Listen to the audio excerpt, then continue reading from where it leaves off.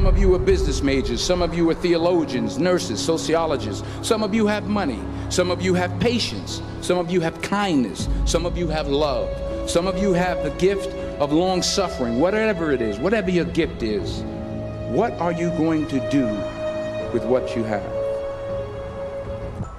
The chances you take, the people you meet, the people you love, the faith that you have, that's what's going to define you. Never be discouraged. Never hold back. Give everything you got.